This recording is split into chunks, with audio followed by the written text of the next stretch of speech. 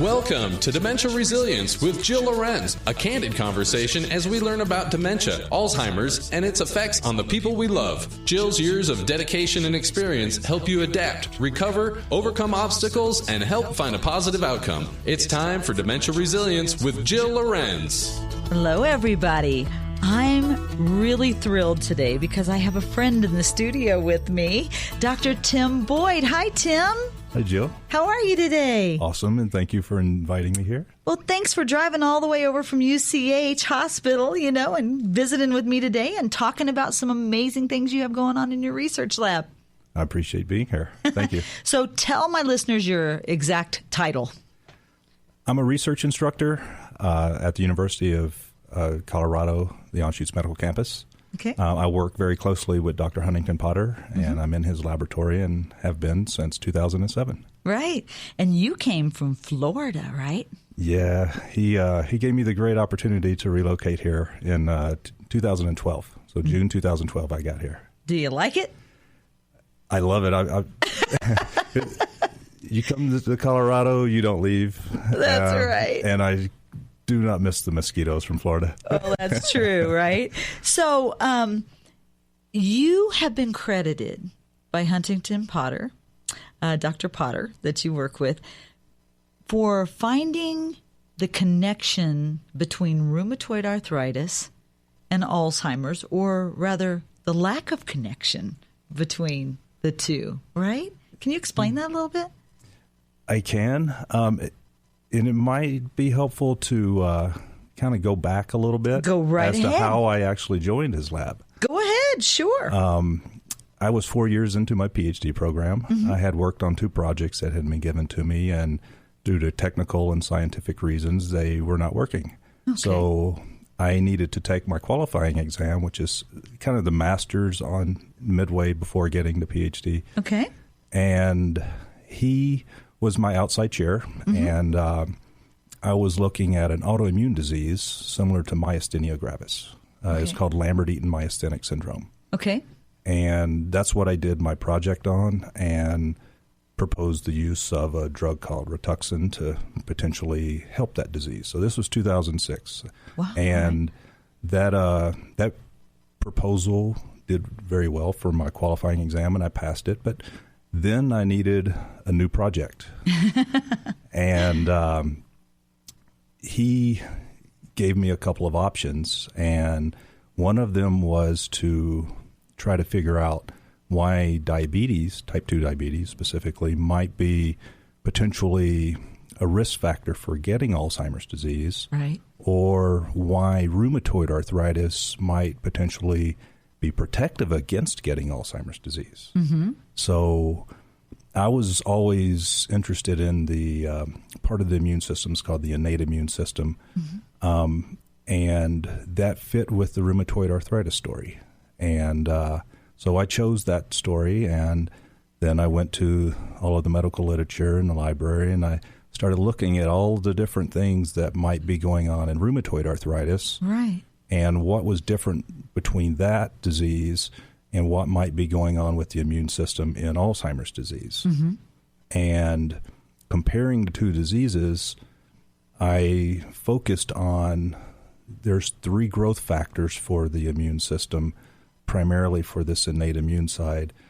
And I focused on those 3 because those are upregulated or increased in rheumatoid arthritis.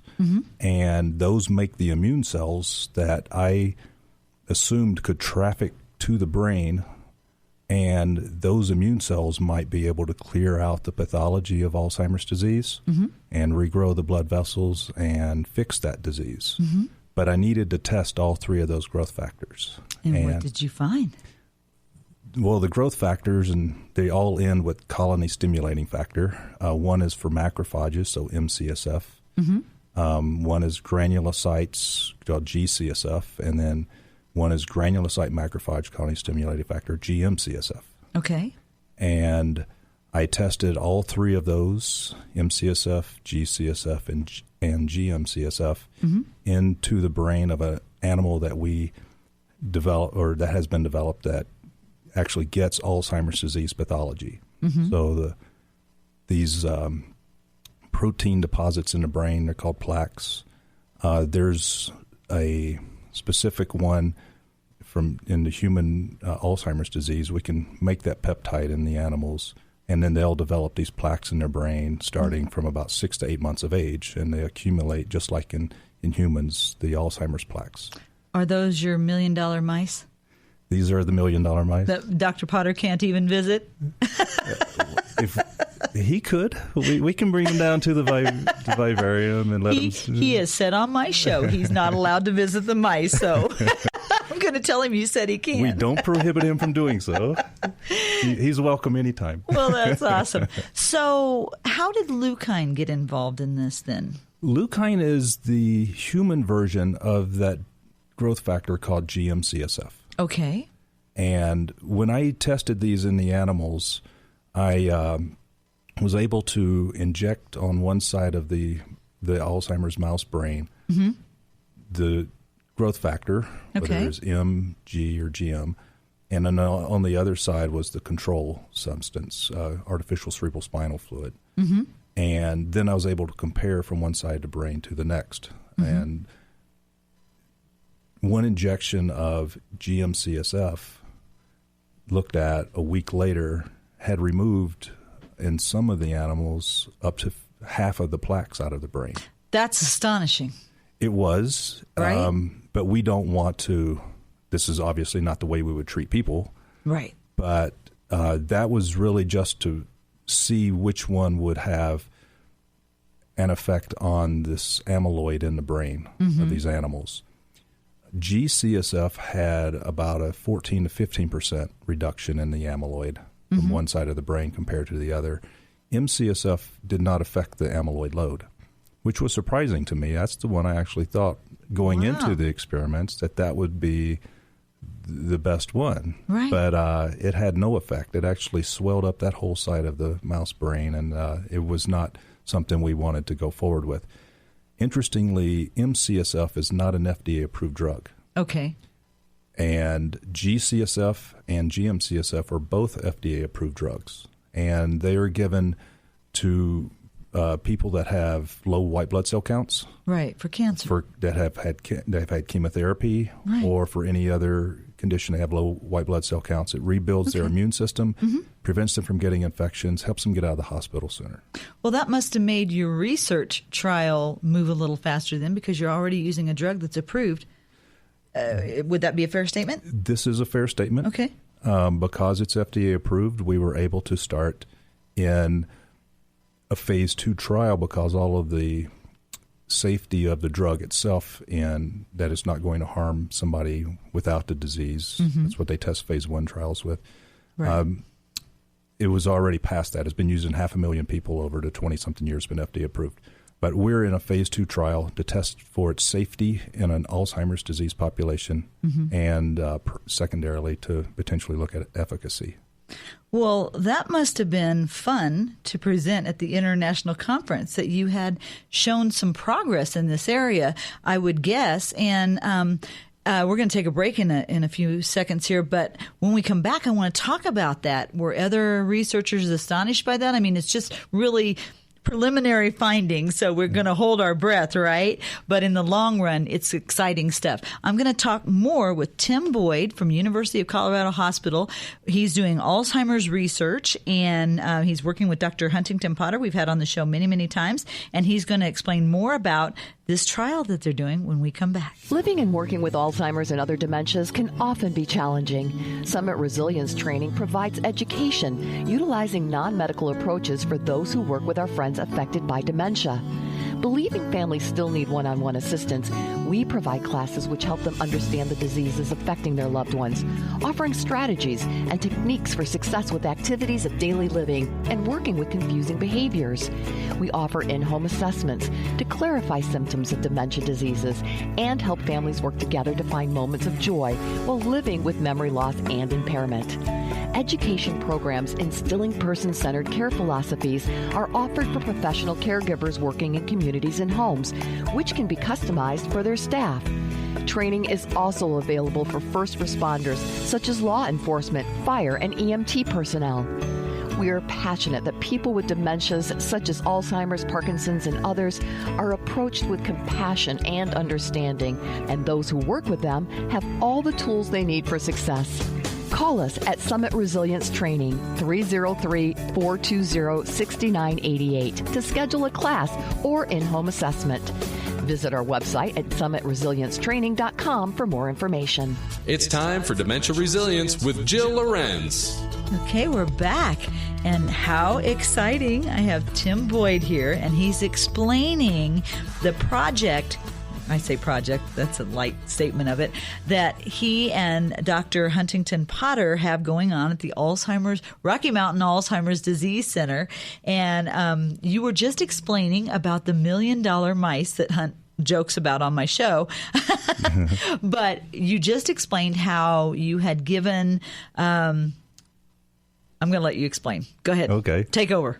Well, after we found that GM-CSF had the greatest effect in the brains of the animals and in removing these Alzheimer's disease amyloid plaques out, we then wanted to test it in a more realistic manner. And so we took another group of Alzheimer's mice, and then and these are aged, and they're going to have lots of plaques in their brain. And we took another group of animals that do not have Alzheimer's disease, they're regular, same age.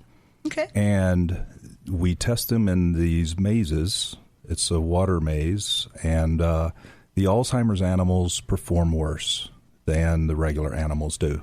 Right. They can't find their way to the food and things like that, right? We always make the analogy that if you go into, let's say, Dillard's at the mall. Right. They got 3 different entrances to get into the store. Right. One upstairs, one downstairs or such. And then you go in through that store, maybe you buy something there, maybe you then go through the rest of the mall and buy something. And then you come back to your car later. And it's always interesting. All right, which door did I come in? Right.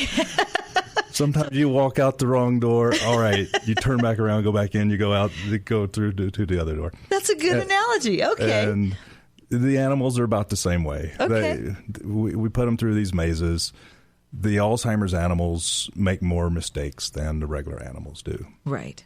Okay. And so once we had shown that, we then split both of those groups in half. Okay. And one half got just saline injections under the skin, subcutaneous. Okay.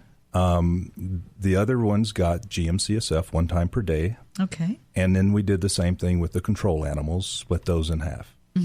And we gave the injections for 14 days, and through the 10th through the 14th day, we were doing this maze test with them. Right. The Alzheimer's animals, again, they continue. The ones that just got saline, they continue to do poorly in the maze. The ones that got GM-CSF were now performing as well or better than the regular mice. That's amazing. And even the regular mice started to show a trend toward improving that had gotten GM-CSF. That's awesome. And so we completely reversed their cognitive impairment by 14 days. We put them through a double maze test from day 16 to 20, and they were continuing getting the 1 time daily injection each day, and that essentially showed the exact same results. So we then looked into their brains and showed that we had, in the Alzheimer's animals treated with GM-CSF, we had removed over 50% of the plaques compared to the Alzheimer's animals that did not. They only got saline.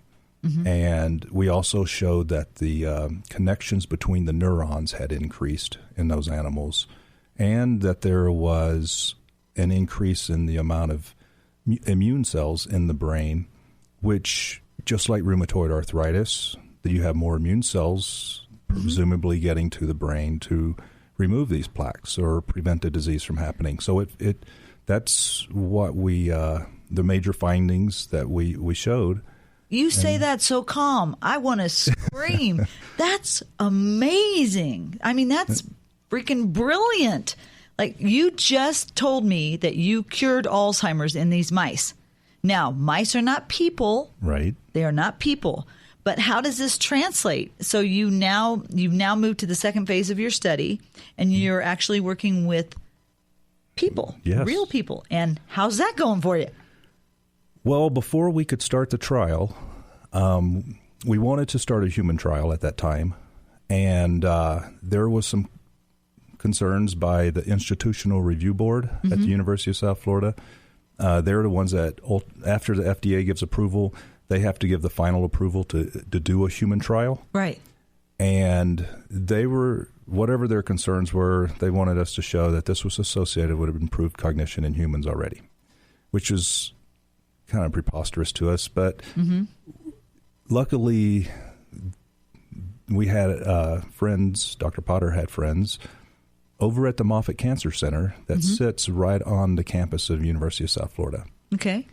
And they had done what's a chemo brain, which is chemotherapy-induced cognitive impairment. Right. People get dementia sometimes, a lot of the times actually, from the chemotherapy of treating the cancer. And so we asked them, they had done this study. They basically, they did cognitive testing on people before they would have gotten chemotherapy. And then they would have gotten the chemotherapy, probably might have had some dementia after the chemotherapy. And then they looked at their cognition at 6 months and 12 months. Right. And we asked the lead study author for that if any of them had taken Leukine, GM-CSF. Right. And she did not know.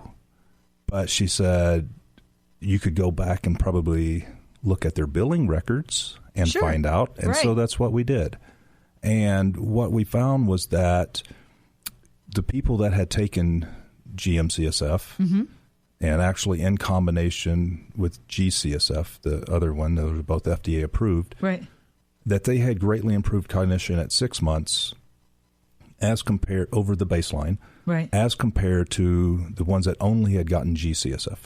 Right. But the ones that G-CSF had was about at the same level as baseline, which meant that it had brought them back to that stage. And then at 12 months, it was also greatly improved cognition over baseline for both of the drugs. Right. Okay. And so that was our association that this drug might be helping cognition in the cancer patients. And so that was in humans, and that satisfied what the Institutional Review Board had wanted from us. And that allowed us to start our trial. All right. And we started it in Florida. We started using a half of the FDA-approved dosage. That's another stipulation they gave us. And we also have an arm that's placebo, so half treated, half placebo. We have to do that. Okay. And we showed no serious adverse effects at all in the subjects that were treated. 14 were treated under that paradigm. They were treated for 3 weeks, 5 times per week. Okay. And our Data Safety Monitoring Board met and said, we think it's safe enough that you could use that full FDA-approved dosage. Okay. And that's where we are now. Good. So you've actually started in humans. This is moving forward. Yes. And it's pretty exciting stuff. I mean, we've been looking for a cure for Alzheimer's for such a long time. When we come back, I want to talk about the international conference that was just in Chicago, your thoughts about what you presented and were people excited about it, and just a little bit more with Tim Boyd. Hey friends, I'm excited to tell you about Pine Grove Crossing Assisted Living and Memory Care in Parker, Colorado. They set the bar high for person-centered care. They're locally owned and they focus on exceeding their residents' expectations while providing excellent dining, housekeeping, and transportation services. Their care team with licensed nurses are available 16 hours per day, 7 days a week to ensure clinical needs are addressed as soon as possible. Check them out at pinegrovecrossing.com or 303-996-8000 and see how care goes into everything they do. It's time for Dementia Resilience with Jill Lorentz. Okay, so I'm back with Dr. Tim Boyd from the University of Colorado Hospital, and he works in the Rocky Mountain Alzheimer's Disease Center Research Lab with Dr. Huntington Potter. So, Tim, we were just talking about the Leukine Trial. That's what you're calling it, the Leukine Trial. And you've explained the scientific piece around it. Now, this past summer, you went to the international conference on Alzheimer's, and it was in Chicago. Yes, this year was in Chicago. In my home state of Illinois. And I just wondered, so were people excited about this? I mean, you're with all these researchers from all around the world, right? There were quite a few people that came by the poster that I was presenting, and they seemed excited. And Dr. Potter had presented already in his talk about some of the clinical cognitive testing that has been done. Okay. And I think the main thing that is our primary endpoint is safety. So to date, we have had about 3/4 of the trial completed, is what we presented, 30 subjects. And this is half of them treated with the full FDA-approved dosage of Leukine, the other half with saline. And we have not had any serious adverse effects. Awesome. So far. So we're meeting the safety goal. Efficacy, there are some hints that the treatment might be potentially affecting that. I don't want to speak too much to that just because it's such a short trial and it's a very small number of subjects. And if we add more subjects, you never know which way the results are going to go. But so far, I'm excited about the safety. The hints of any efficacy needs to be done over a longer period. We are going to be starting another trial where we're going to be treating for 6 months, 5 days a week for 24 weeks versus the placebo group. And I think that will allow us to really assess whether there's some real efficacy with this drug. Okay, so from the layman's term here. Yes. Essentially, you started with a small group of people.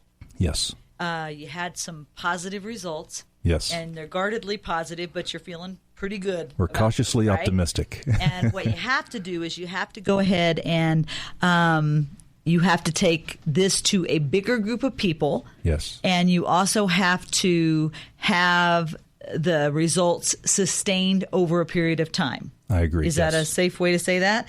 So it can't just be it worked on them for a month. It has to work on them for a longer period of time.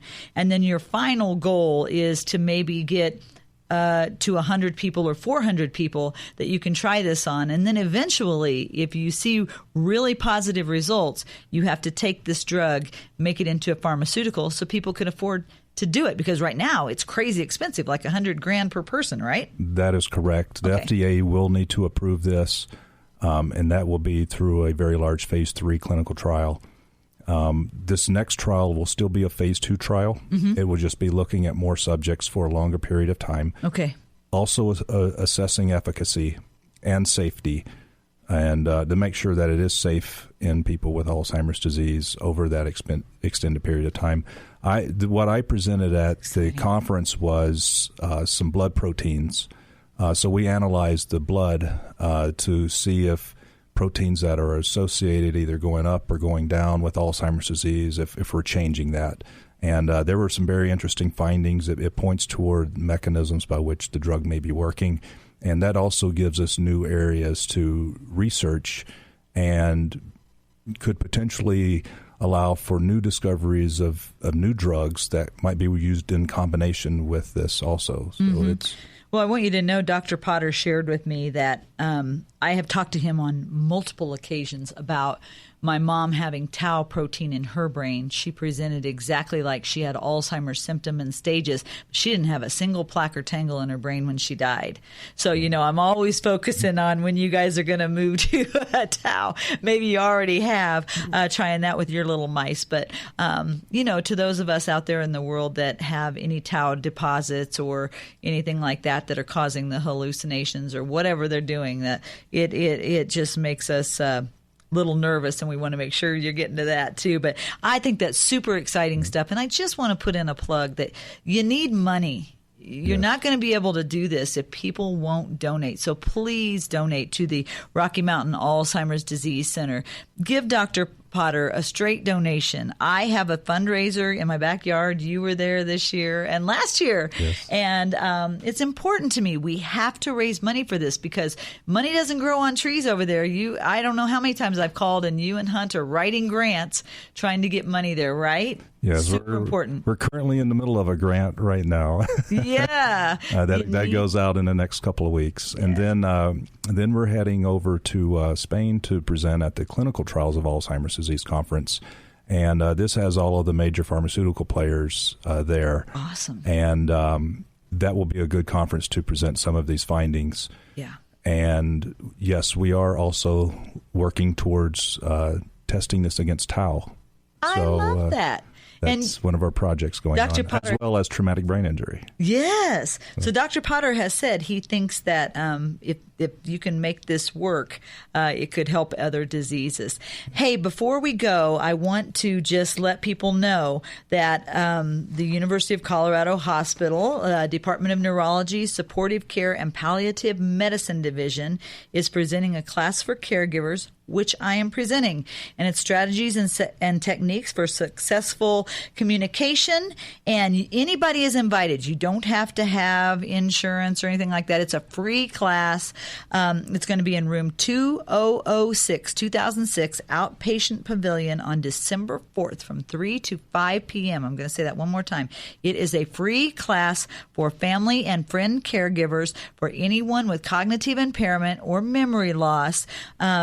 You just need to make sure that your person that you're caring for has either Parkinson's disease, atypical Parkinsonisms, Alzheimer's disease, Lewy body, or some type of memory loss or cognitive impairment to attend. That's the only requirement. Contact Julie Burke at 303-724-0510. I'm going to say that one more time. Julie Burke, 303-724-0510. Leave her a message. She is a very busy person. She's a physician's assistant to Dr. Benzie Kluger, and she will call you back to sign up for the class. This is not open to professional caregivers like at communities and things like that. So, folks, I can teach classes to you on a different day. This is for families, okay? So only come if you're a family or friend caregiver, and contact Julie at 303-724-0510. This has been awesome having you on the show. Thank you very much. I've enjoyed it. Exciting stuff. And I don't mean it to be like sounding strange, but I'm so proud of you guys out there and girls and everybody that's in your research lab. You are knocking down walls and making discoveries, and this is good stuff, Tim. Thank you very much, Jill. Really very good stuff. Yeah. So, folks, you can contact me at 303-420-6988 or on my website, summitresiliencetraining.com, or go to Easy 1430 to listen to some of these past podcasts. I also check on the weekend programming if you want to find my show, Dementia Resilience with Jill Lorentz, and I also load a lot of great information for you on my website. Well, thanks, Tim, for being here, and I will see you next week on Dementia Resilience with Jill Lorentz with more resources for my caregiver nation and friends with diagnosis. So long, everybody. You've been listening to Dementia Resilience with Jill Lorentz. Visit her website at summitresiliencetraining.com to learn more, and join us next week as we learn more about dementia, Alzheimer's, and overcoming obstacles with a positive outcome. See you next time.